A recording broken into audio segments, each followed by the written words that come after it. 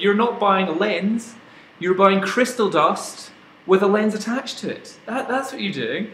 Today is the 4th of August 2015, and Nikon have finally brought out a new lens. They brought out 3 today actually, but I'm going to talk about the main one of most importance to most people, I would suggest, is the 24-70 f2.8e EDVR. I'm still needing to figure out what the first E after 2.8. I think that may stand for exceptional, 2.8 exceptional aperture, or electromagnetic, or some guff like that. But the big thing here is that it's got VR. Now that's something which a lot of people have been asking for, and some people are already complaining about. But here's my thoughts on it. They're not all great though.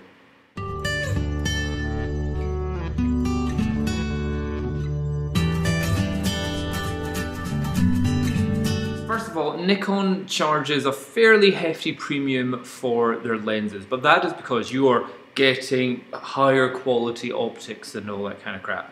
The 24-70 is roughly, in the UK, is £1,200 in the UK, and that's one without VR, so that's the old previous generation, which a lot of professionals would have bought and used, and generally as a wedding photographer it is the #1 focal length lens that you would use. I don't know whether it's still the one that people would go in, that's the one I need to buy.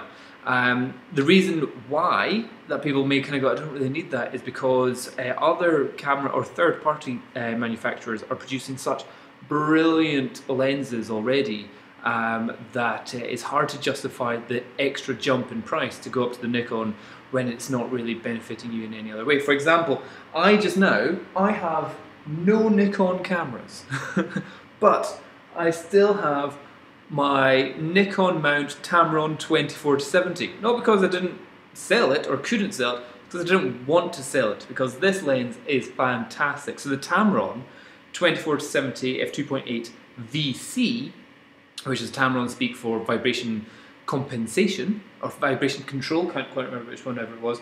So a full frame lens. For me, shooting weddings, this is 95% the lens that you use for absolutely everything. You'd only go to a different lens if you're trying to get quirky angles, or if you are in super dark and you need to go to like an f1.4 kind of lens, kind of stuff like that. But in general, 90% of the shots you're going to be doing are going to be with the 24-70 lens. The 24 makes it nice and wide for getting the kind of group shots, and the 70 is nice enough for getting kind of portrait and headshots and all that kind of stuff. And that one comes with VR, and if we look at the price that you can get that one for, £650. £650, or you're going for double the price for one which doesn't have vibration reduction, the current AFS one. And it's hard to justify double the price for a lens which claims, oh, we're sharper, less chromatic aberration, less vignetting, more accurate autofocus. Yeah, it's just like, is it really? So anyway, this new one that's coming out is another one. It's the one from Nikon, which is VR, which at the moment is being touted going to be over £2,000. Oh, so that, or it is over £2,000. You could buy 4 Tamron 24-70 VRs for the price of 1 Nikon 24-70 VR. That's a difficult one to justify, for sure. If you went to your bank manager and you said, hi, I need a loan to buy this one lens, and he goes, you can buy something which is just as good as that, and you could buy it 4 times over. Bit of a difficult one to say. And also, all I can say is the sharpness, the chromatic aberrations barely exist, any form of barrel distortion or vignetting that you get in this is so easily controlled in Adobe Lightroom. Like, I sometimes I'm confused by when people go, it's the sharpest ultra mega super lens. You kind of go, yeah, but in Lightroom all I need to do is put sharpness up by +5, and this really old crappy lens is just as good as your £10,000 lens. It's hard to justify the increase in price for something which a lot of the time the benefits that they're saying that this lens is giving are easily sorted with a couple of clicks in Adobe Lightroom. And with this, there isn't anything for me to fix. If anything, I wish it had more vignetting. A lot of the photos of them adding more vignetting to give them more of an atmospheric feel in certain shots. In terms of sharpness, in terms of colour, in terms of contrast, I cannot recommend the Tamron 24-70 enough. But what I'm saying is that, yeah, this one's coming out with lots of great stuff. It's saying it's got nano crystal. That's magic stuff. Fairy dust sprinkled on top of a lens. Just so, yes, that's not fairy dust. That's nano crystals. They're so small you can't even see them, but they're crystal. That's what you're paying for. You're not buying a lens. You're buying crystal dust with a lens attached to it. That's what you're doing. And then fluoride, whatever coating, seemingly is retards.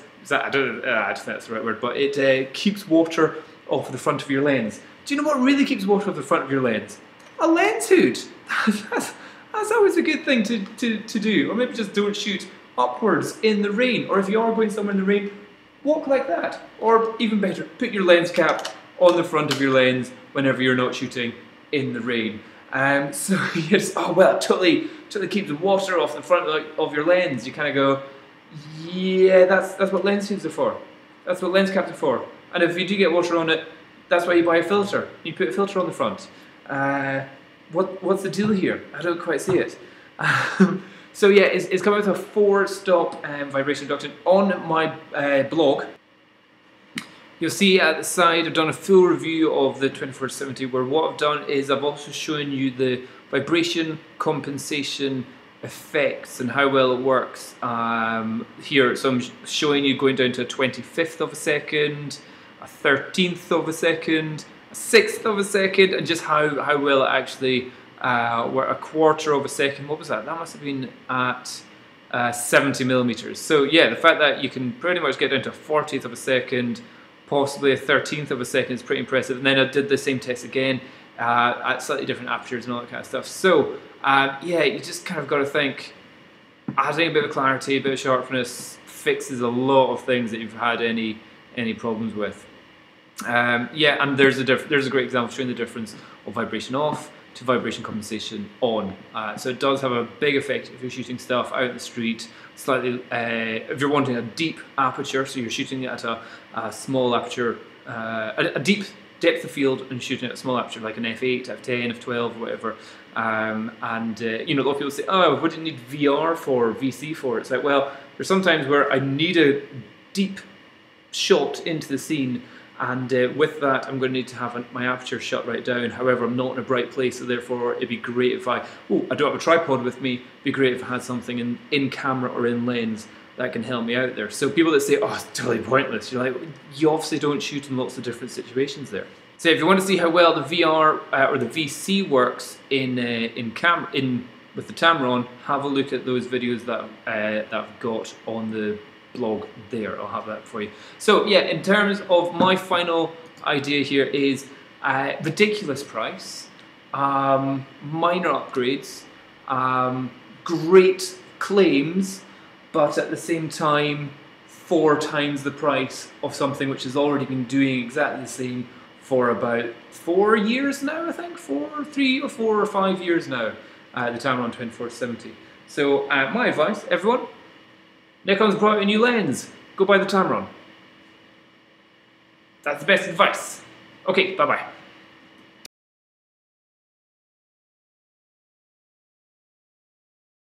One last thing is that if you are on my photography channel, you may not know that I've got 2 other channels. One is my exercise channel, which you can check out, which is Dom Bauer Exercise. I think the actual name is just youtube.com/Dom Bauer.